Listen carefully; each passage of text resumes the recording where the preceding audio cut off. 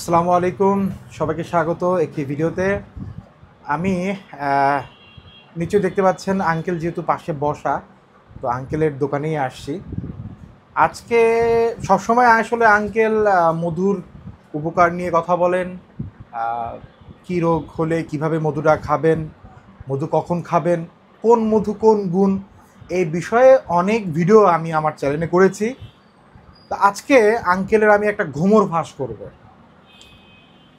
উনি একটি আলাদিনের চেরাগ বিগত 7 বছর 5 মাস, যদি এই টাইমে বলি, উনি এটা আলাদিনের চেরাগ উনি লুকিয়ে রেখেছেন।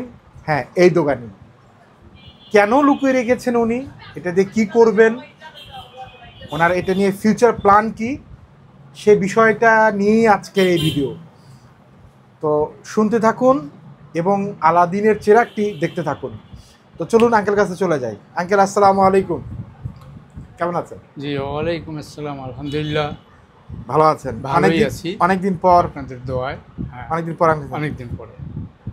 তো বিজনেস আলহামদুলিল্লাহ চলছে ভালোই, ডেলিভারি অসংখ্য দেখলাম যাচ্ছে। একটু আগে কানাডাও একজন যাবে, মধু বলে গেল আর কি। হ্যাঁ, তা আমরা তো আসলে অনেক কিছুই মধু নিয়ে অনেক কিছুই বললাম, প্রথমে ভিডিও শুরুতেই অনেক কিছুই বলেছি। আপনার কাছে একটা আলাদিনের চেরাগ আছে, জি। তো আলাদিনের চেরাগটা আমরা প্রথম দেখতে চাই, কোথায় আছে, নাকি তার সম্পর্কে আপনি বলতে চান আগে?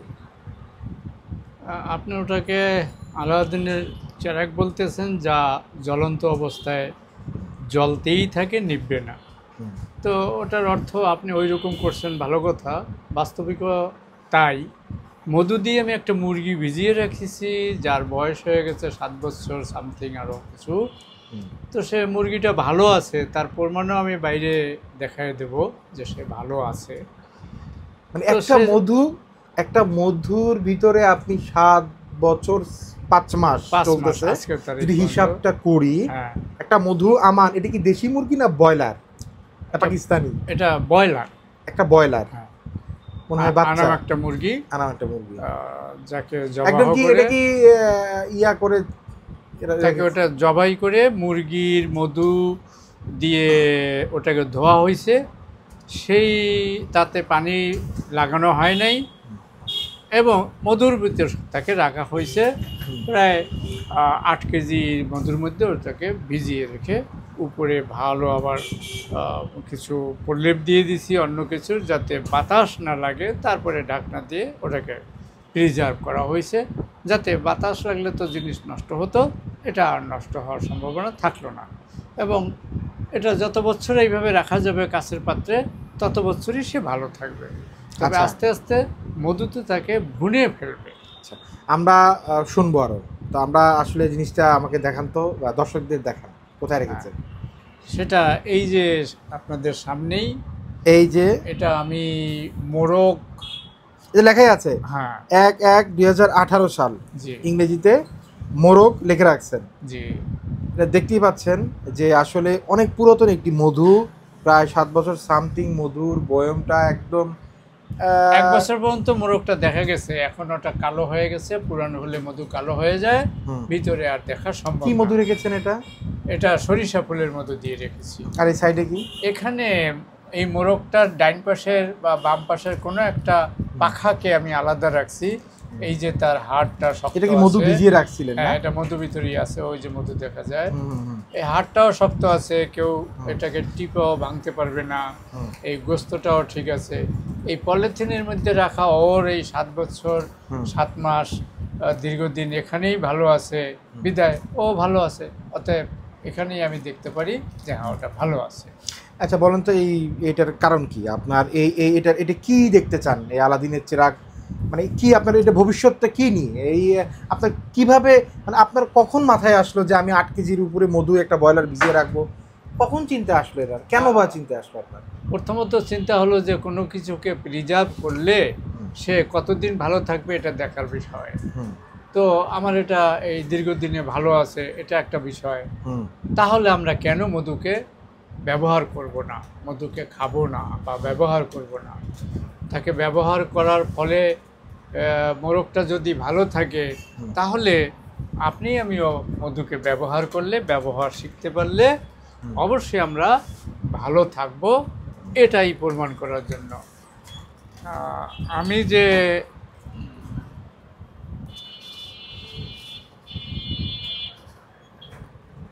আমি যে মধুকে রক্ত দিয়ে মধু দিয়ে ধৌত করেছিলাম, সে রক্তটাও কিছু রাখছি।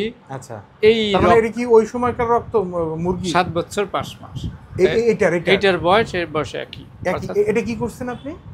ওই 2 বোতল রাখছি, 1 বোতল বোধহয় কোথায় আছে আমি জানি না, আর 1 বোতলের এই যে এখানে আছে, আর একটা বোতলে আছে রক্ত লেখা। কই, মানে রক্ত আর মধু মিশ্রণে আপনি রেখেছেন? হ্যাঁ। এইটা কি কারণে দেখার জন্য, বা কি হতে পারে? রক্তটা 24 ঘন্টার মধ্যে বাসি হয়ে যায়, নষ্ট হয়ে যায়, বিশ্রী হয়ে যায়, গন্ধ হয়ে যায়। 7 বছরের মধ্যে সে না গন্ধ হয়েছে, না জমছে, সে মধুর সাথে মিশ্রিত হয়ে যেভাবে ধৌত করছিলাম সেইভাবে সে আছে। অতএব এটা যদি ভালো থাকে, মোরগটাও ভালো আছে, আপনি আমি মধুকে ব্যবহার করে যে ভালো থাকবো, এটাই সে প্রমাণ দিতে চাইছিলাম আমি, এবং তার প্রমাণে আমি যথেষ্ট স্বাক্ষর রেখেছি। আচ্ছা, এটা তো খাওয়ার জন্য না? না, এটা তো খাওয়ার জন্য না। আচ্ছা, ঠিক আছে, ওটা রাখেন তাহলে। এই যে আমরা আলাদিনের চেরাগ, যেটা আমি বলছি, নাম দিয়েছি, এটার আপনার ভবিষ্যতে কি করবেন? এটা আসলে কি করতে, কখন এটা কি খুলবেন না? আমরা তো খোলার সময় অবশ্যই দেখাবো। আপনার এটা কি নিয়ে প্ল্যান বলেন তো? আর কত বছর, বা এটা নিয়ে কি করতে চান?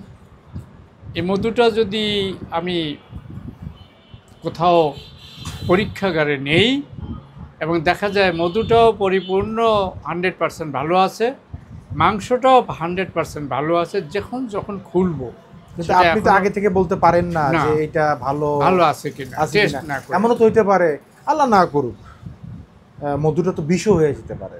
না, বিষ হওয়ার সম্ভাবনা কোনো অর্থে নেই। নাই কেন? হ্যাঁ, নাই কেন? ওখানে সামনে আমি কিছু, তাও 4 বছর হয়ে গেছে, কই মাছ, মাগুর মাছ, ছোট মাছ, এগুলি ফ্রাই করে মধুর মধ্যে রাখছি।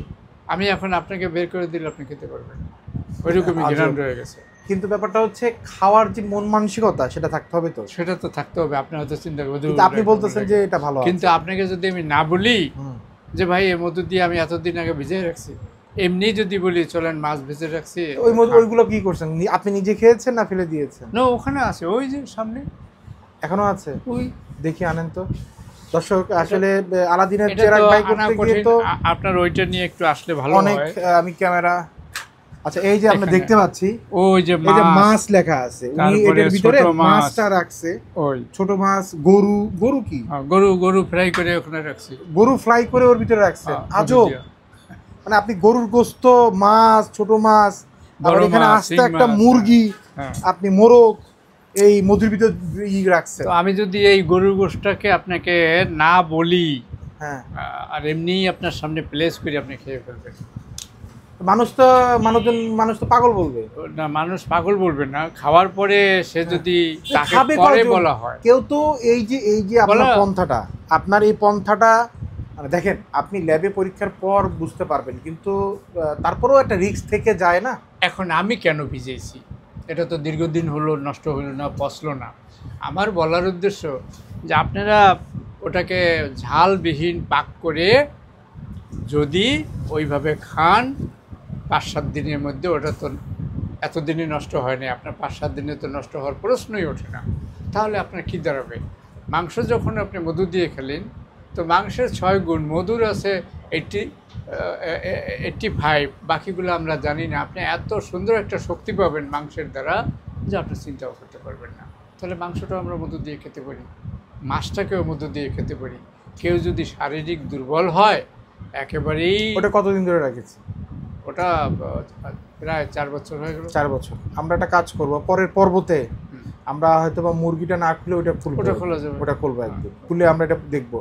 দর্শক, তাইলে আপনি যদি ওটার ঘ্রাণ পান একেবারে মোহনীয়, যে বিকেলেই পাক করা হয়েছে, তাহলে তো আপনার সন্দেহই থাকবে না। সেটাই। আচ্ছা, তাহলে এই মোরগের এই যে আলাদিনের চেরাগ যেটাকে আমি বলছি, এটার মানে আপনি কি করতে চান?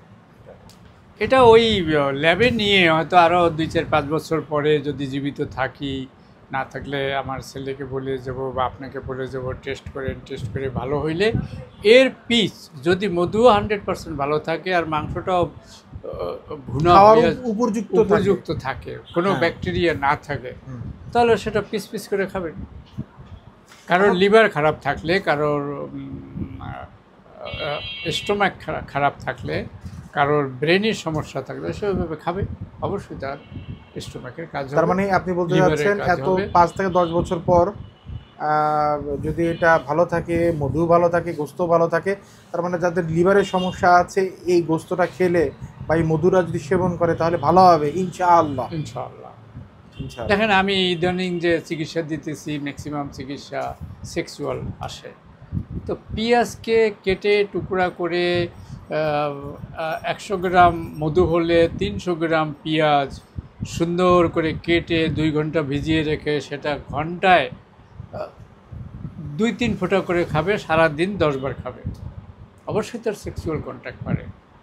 তো ওটাই যদি এভাবে সহজেই রাস্তা পাওয়া যায়, তা আপনি গোশ, মাছ, মুরগি, কবুতর কেন এগুলো ওইভাবে খাবেন না আপনার শারীরিক শক্তিকে রিফাইন করতে?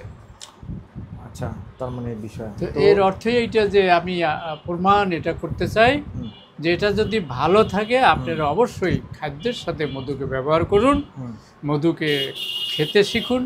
মধু আসলে খাওয়ার জিনিস না, মধু ব্যবহারের জিনিস। কিভাবে? আপনি মুরগি দিয়ে খেতেছেন, সেটা এক ব্যবহারের জন্য। আপনার চোখ খারাপ, চোখে দিতেছেন এক ব্যবহারের জন্য। আপনার মাজায় ব্যথা, মাজায় ডলতে হবে এক ব্যবহারের জন্য। তাহলে কি দিয়ে ডলবেন? সেটা হতে পারে পেঁয়াজ, সেটা হতে পারে রক্ত, সেটা হতে পারে অন্য কিছু। এভাবে এই মধুর ব্যবহারকে জানতে হবে। আরও আলাউদ্দিনের চেরাগ শুধু এই জন্য যে ও ভালো আছে, আপনি আমি ভালো থাকছি। ওকে, তো ফাইন। আসলে এই দেখতে পাচ্ছেন কি না, এই হচ্ছে আলাদিনের চেরাগ, আমি এখানে নাম দিয়েছি। তো আমরা আসলে ইনশাল্লাহ, আঙ্কেল তো 2 বছর বলেছেন, আমি এ বছরের ভিতরেই আঙ্কেল আমরা এটার রিভিউ নিতে চাই, আসলে আমি দেখতে চাই। তাহলে আমরা একদিন ডেট করব, এটাকে আঙ্কেল আর আমি ল্যাবে নিয়ে যাব। এটাকে নিয়ে হ্যাঁ, ল্যাব করেন, আমি ল্যাব আবার করব। নতুন করে একটা করব। হ্যাঁ, আমরা এই এই এই এই যে 8 বছর যাবত উনি যে মধুটার ভিতরে মুরগি রেখেছেন, এটার কি আদৌ ল্যাবে পরীক্ষা করার পর টেস্ট পর্যন্ত আমি আপনাদেরকে শেয়ার করব আমার ইউটিউবে এবং ফেসবুকে, গো-ইকবাল ইউটিউবে এবং পেজে। তো শেষ পর্যন্ত যদি ভালো থাকে মাংসটা, গোস্তটা আর মধু যদি ভালো থাকে, তাহলে তো আঙ্কেল আসলেই মধু বিজ্ঞানী হয়ে উঠলেন। সো যেহেতু আঙ্কেলের আত্মবিশ্বাসটা অনেক ভালো আর মধু কোরআনেই উল্লেখ করা আছে, সো দেখা যাক এটা কি হয়। তো আপনারা অপেক্ষা থাকেন, এটা আনবক্সিং করা হবে ইনশাল্লাহ একদিন। তো সবাই ভালো থাকুন, সুস্থ থাকুন। আপনার কথার উপরে আমি তুলে দেবো। হ্যাঁ, তো সবাই ভালো থাকুন, সুস্থ থাকুন। আমরা এই ভিডিওটা নিয়ে আসতেছি হয়তো বা একদিন। আল্লাহ হাফেজ।